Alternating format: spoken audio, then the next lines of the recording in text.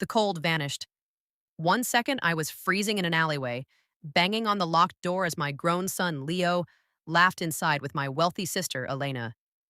The next second, I was floating in a warm, glowing white space, the womb void. Before I could process my death, a bright, angry orb of light bumped into my chest. Leo's unborn soul.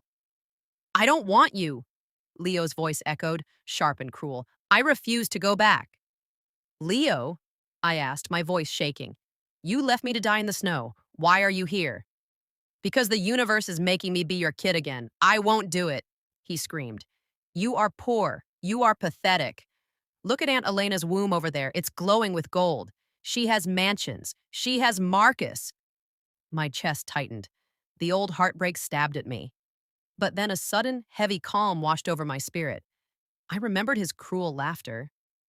You really want Elena to be your mother? I asked quietly. Yes, I want a rich family. I want Marcus to be my dad. Let me go now.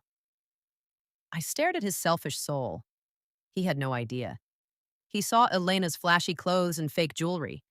He didn't know the truth I learned right before I died. Marcus wasn't a rich businessman.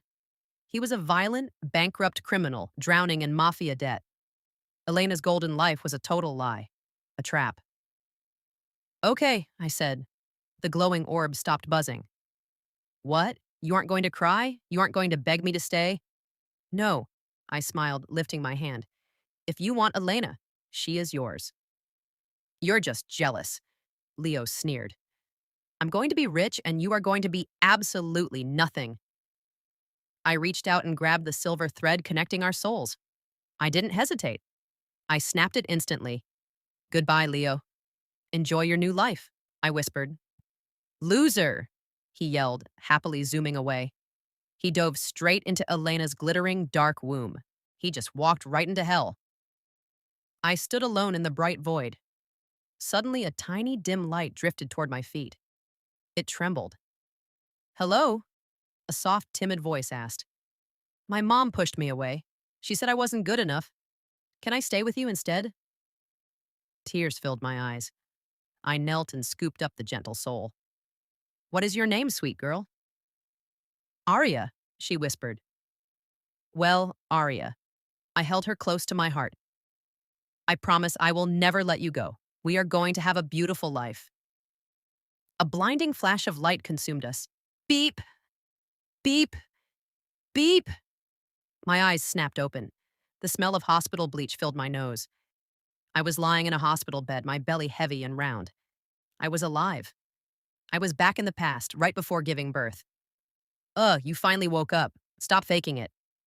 I turned my head. David, my weak, cheating husband, stood by the door.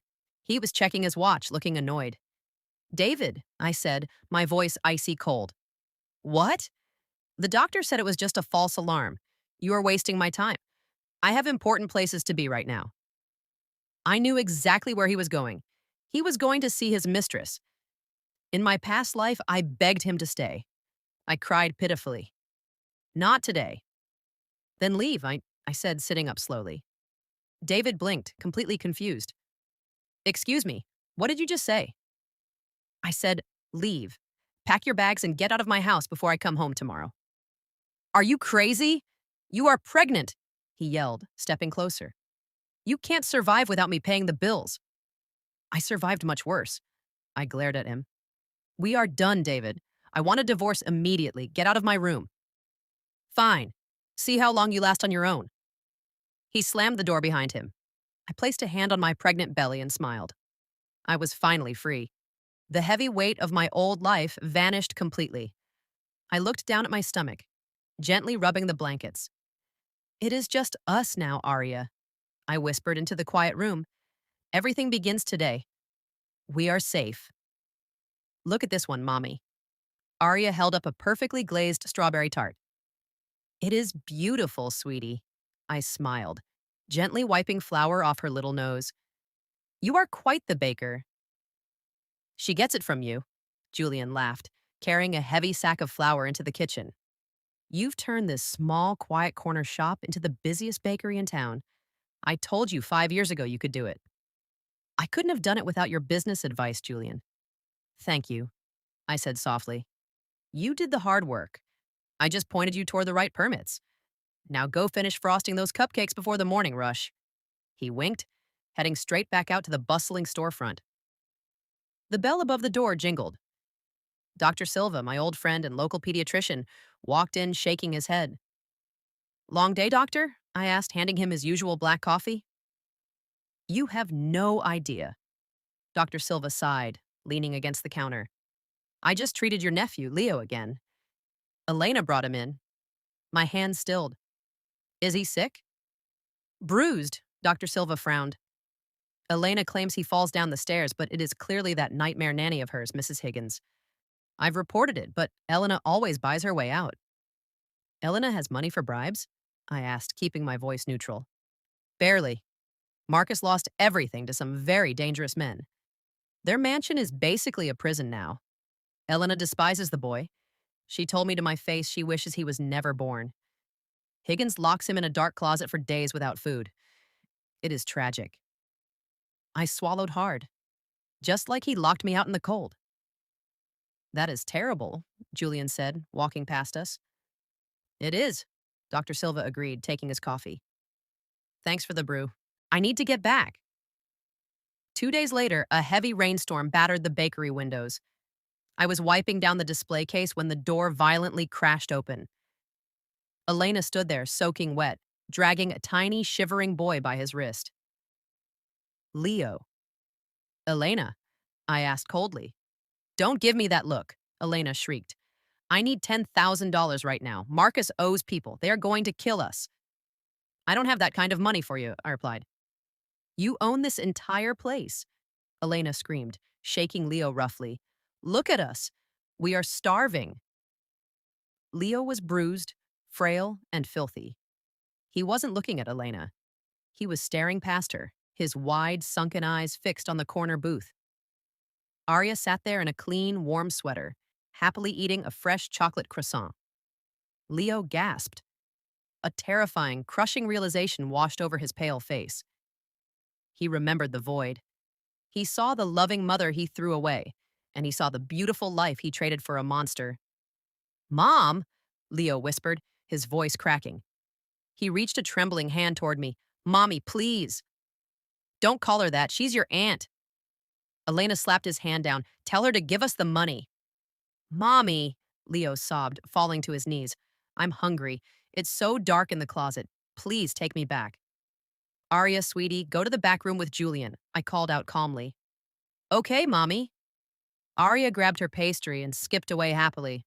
Leo watched her go, completely shattered. Tears streamed down his dirty cheeks. He grabbed my apron. I'm sorry, I made a mistake. What is wrong with you? Elena hissed, kicking his leg. Get up! I looked down at the boy who had once smiled as I froze to death. I met his desperate, heartbroken eyes. I made my choice 5 years ago, I said softly, giving him a cold, empty smile. And you made yours. No, Leo choked out. I will not give you a single penny, Elena, I stated firmly. Get out of my shop. You are a heartless witch, Elena spat, dragging the screaming, sobbing boy back out into the freezing rain. I locked the heavy front glass door securely behind them. I ignored the faint, muffled sound of his desperate cries, fading into the fierce storm. Taking a slow, deep, calming breath, I turned around and walked safely back inside to comfort my beautiful daughter. The little bell above the door jingled. I wiped my hands on my apron as a tall, stern man in a gray suit walked in. He flashed a shiny silver badge. Are you the owner? He asked. Yes, can I help you? I replied. I am Detective Vance. I'm looking for your sister, Elena. Have you seen her recently? Not since last week, I said honestly. Why? Is something wrong? Her husband, Marcus, was arrested last night for massive corporate fraud and money laundering. Detective Vance stated bluntly. Elena fled the state early this morning to avoid being indicted herself. And her son? I asked. She abandoned him completely. We contacted your former husband, David, since he is legally listed as an emergency contact, but he refused to take the boy. He said he was drowning in gambling debts and couldn't afford another mouth to feed. So where is Leo now? What happens to him? I asked softly. He was officially handed over to Child Protective Services. He is in the foster care system. Detective Vance sighed heavily, slowly tipping his hat. If Elena contacts you, call me immediately. We need to catch her. I will, I promised, watching him leave.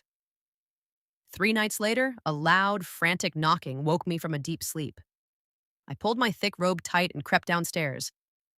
I peered carefully through the front window. A small, filthy figure shivered violently on my cold front porch. He was covered in dark mud and dirt. It was Leo. I unlocked the heavy door and pulled it open. He collapsed instantly, falling onto his knees on the cold, wet wood. His old clothes were heavily torn, and his bare feet were bleeding. Mom! He sobbed hysterically, looking up at me. Mommy, please help me. I am not your mother, Leo, I said quietly, keeping my voice very steady. Yes, you are, he screamed, tears streaming down his dirty face. I remember. I remember the snow. I remember locking the door. My breath hitched. The moral dilemma weighed heavily on my chest for a split second, but the cold memory of my frozen death hardened my heart. Then you remember what you did to me, I said. I was stupid. I made a horrible mistake in the void, Leo begged, tightly clutching my ankles with freezing fingers. I thought Elena was rich. I thought I would be happy forever, but it was awful. It was so dark and scary. Please, I want a second chance. Let me be your son again. You cannot undo what is done, I whispered. I am sorry. I am so sorry. Please do not leave me out here. I crouched down slowly, bringing my face level with his.